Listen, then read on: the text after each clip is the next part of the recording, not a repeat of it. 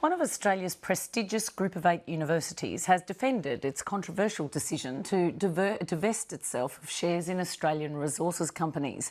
The ANU, the Australian National University, has been accused of recklessness in announcing it will sell off holdings in 7 companies after commissioning a review that marked the companies poorly on environmental, social and governance grounds. Kerry Brewster reports. The ANU has $1 billion investment fund. It says it's behaving responsibly by divesting a small portion, $16 million, from 7 Australian resource companies. For a university like ours, which is, for instance, a major researcher in environment and alternative energy, we need to be able to put our hand on our heart when we talk to our students and to our alumni and to our researchers and be able to say that we're confident that the sort of companies that we're investing in are consistent with the broad themes that drive this university. But it's the university's behaviour that has the resources industry fuming.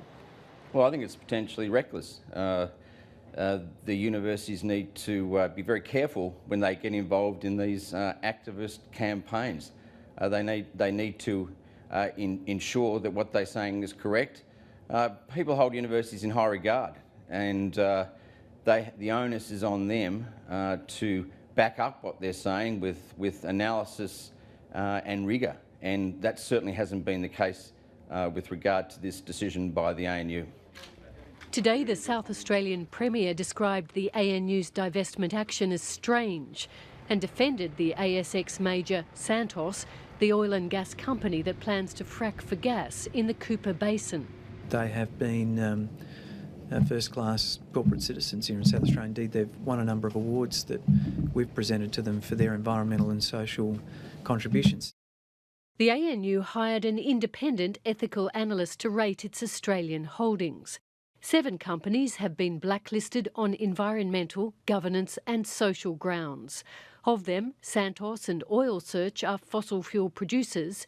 The rest mine for nickel, gold, copper and other minerals. Tonight, the Vice-Chancellor elaborated on the rationale.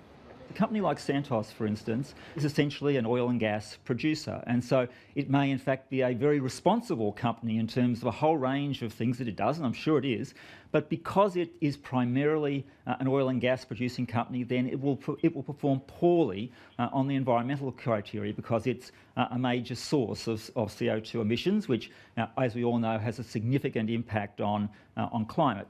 It seems to be about symbolism and it's joining an activist campaign, an anti-mining campaign, an anti-business campaign, particularly at a time where we're working hard and many other universities are working hard to create greater linkages between the university sector and industry. We've been criticised by both sides, so many of the environmental lobbies say we haven't gone far enough. People in the mining sector say we've gone too far. I think we've actually taken a measured and responsible way, middle ground in a sense. Former Liberal Party leader John Hewson says companies should get used to the scrutiny as investors re-evaluate risk in the face of climate change. There is a bit of a groundswell of opinion that is going to see, I think, quite a lot of divestment. You've seen Stanford Endowment Fund do it, you've seen the Rockefeller Foundation do it. And in Australia, it's not just the ANU doing it. The super fund giant, Local Government Super, has just announced it will begin divesting from coal mining and coal-fired electricity generation. Kerry Brewster, Lateline.